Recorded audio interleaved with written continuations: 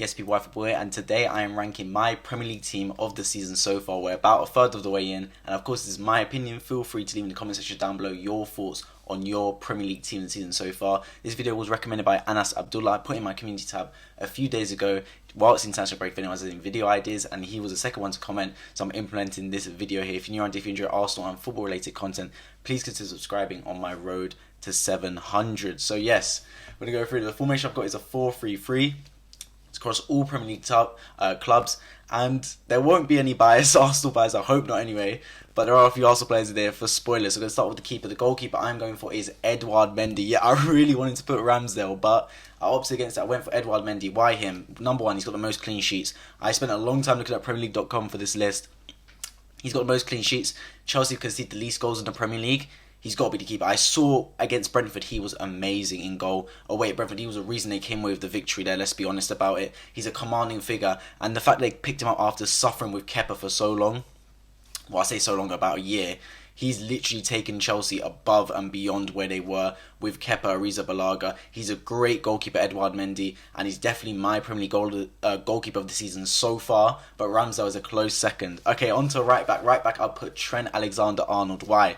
The man is just technically amazing. His crosses are on the money. His free kicks are on the money. He's one of the best fullbacks in the country. I don't care if he's had a dip in form at the end of last season. This has been great. I know they lost against West Ham, but what a free kick that was. He's always crossing it on point to Jota, for example. He's got a couple of headers just from Alexander's crosses. Look, Jota's not tall, Salah's not tall, Mane's not tall, yet they're scoring because the cross is so good from Alexander-Arnold. He's been so great. He's been great at literally contributing their attacking play. Liverpool's main threat comes from their fullbacks, Trent and Robertson, and Trent's just been levels above. Onto the centre-back. The first centre-back I'm going to go for is Virgil Van Dyke. What more needs to be said? He's come back from his ACL injury, and he's still an absolute beast. 100% tackle success rate to start the season. He's commanding in the air. He's passing on the ball. He's a calming figure on the rest of the team and the rest of the defence. Look at him, man. Like, what more needs to be said about Van Dijk? We all know what he's about. He came with the price tag 75 million, but he's justified it, and justified it by a long stretch. They probably would have paid double for him. Let's be honest about it. Van Dijk is that kind of defender. He's even an aerial threat from corners. He gets goals. Excellent defender for Liverpool, and they don't look the same without him. Next to him, controversial, I'm going to go for Gabriel from Arsenal. Why? Every game that he's played this season in the Premier League, he's unbeaten. Arsenal have not lost a game when Gabriel started at centre-back. He is a corner threat like Van Dijk was. He's scored a couple goals already this season from corners and came close as well. Against Watford he could have scored. Leicester he did score. He's a really, really commanding figure. In terms of defensive though, that's where he earns his living. He's blocking shots. He's clearing the ball. He's talking to the defenders. We've got a young back four, but he's making sure that everyone's in line, whether that's a left back, whether that's Ben White next to him, whether that's Tomiyasu ahead, and him in that back four elevates Arsenal's back four by so many levels. When we had Pablo Mari and Rob Holding there, it was awful. And Gabriel has elevated that with his defensive ability, his commanding ability. For me, he's been one of the best centre-backs this season. Of course, I could have put Ruben Diaz there, and I was really contemplating put Ruben Diaz and Van Dijk. But I'm going to give Gabriel the edge just for the fact that he's been unbeaten this season since he's come in the team. Left back Cancelo. Honestly, one of the best players this season. Cancelo's been so good for Man City. There was a stat that came out the other day saying how many chances created. The man is a robot. He's a machine. He is so good attacking-wise, defensive-wise. He's like, I know that this FIFA, and I don't really care about FIFA stats, but look at his card, man. Look how well-rounded he is. He could play centre-back, striker, left-back, right-back, anywhere on the pitch. Cancelo can play. He creates chances from anywhere. Such a good baller. He's got a great IQ for the game as well. That's very important.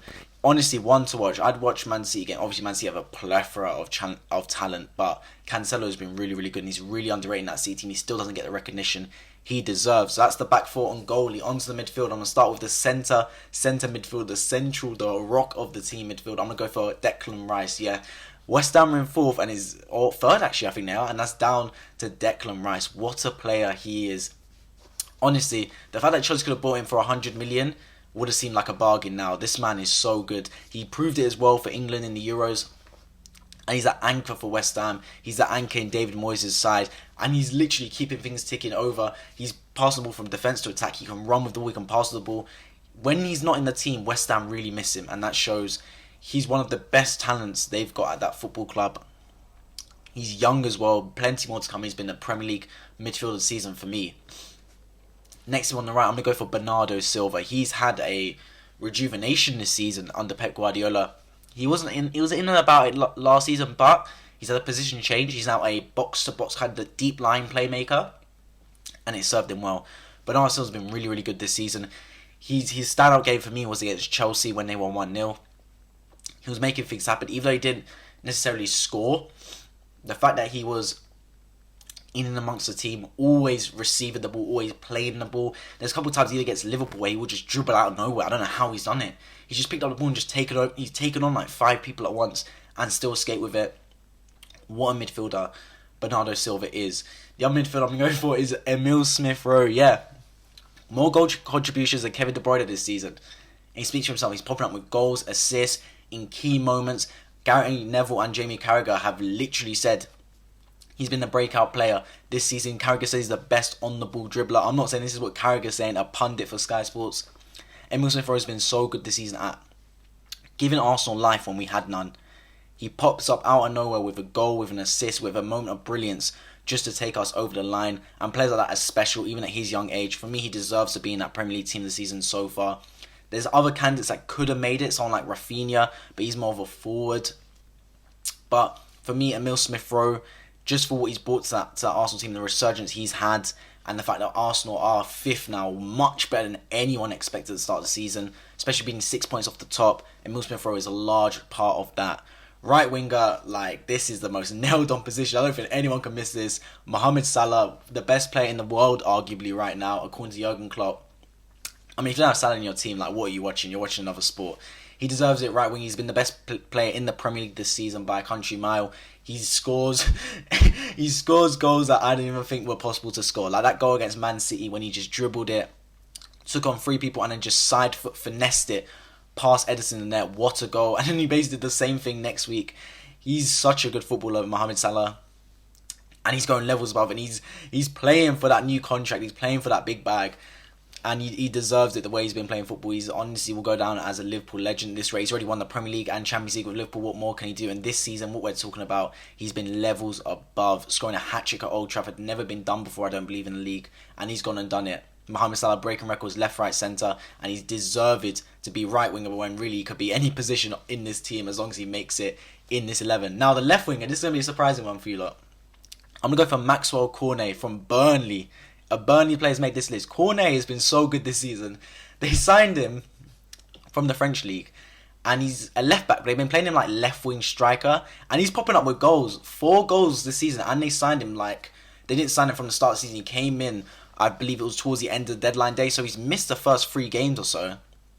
What a player! I believe his actual debut was against Arsenal, which would have been the 5th game of the season. And he's already put up with 4 goals. He's been so good for Burnley. He's like that energizer, Duracell battery that can really just run after the ball. His finishing has got better as well. What a player Cornet's been to start this season. Honestly, FPL players, I don't really play fantasy Premier League, but he's a good one to watch out for, Cornet. I'm going to put him in left wing for my team. Other shouts could have been Mane, could have put Ronaldo potentially, but I just think Cornet, for that underrated what he's done at Burnley, he's gone under the radar because playing for Burnley he doesn't get much press attention. He's been really, really good. And finally, he's run off the team, the Premier League striker of the season so far. It's not Ronaldo. It is Mikel Antonio from West Ham. What a beast Antonio has been for the Hammers. Honestly, he's scoring goals for fun. I can't believe it. This Antonio, and I'm happy for him because he's had a journey. I think he was right back, he's gone to right mid, and now he's gone to striker. He's literally played every position on the football pitch, defender, midfielder, and attack. He just needs to go and goal for his last season to round it off. And he's just a beast. He doubles down on what he's good at, and that is strength and speed. And he does that to his advantage. He doesn't try and do what he's not good at. He's not gonna go and link up play passing like he's Lionel Messi. He's not going to dribble through the whole team doing like agile moves. He's going to use his body and he's going to use his pace, and he's just going to double down on that and get goals like that. And David Moyes has got a system in place. He's an old man, David Moyes. I don't mean that in a violation way. I mean that in a way that he's got knowledge of the game. He knows how to implement a system that can best suit West Ham and best suit Mikel Antonio, and they're getting results, and that is why they are 3rd in the Premier League table. So that is my Premier League team so far this season after 11 games. Let me know in the comment section down below if you agree or disagree with any players on tier list. I've tried to be as unbiased as possible. I realise there's quite a few players that are, apart from Cornet, they're all towards the top of the table, all kind of players that you'd expect to put there, but I'm not going to put a player in there for the sake of it. I do think players like Rice, Van Dyke, Mendy, they all deserve it, even though they've been like applauded a lot by the media.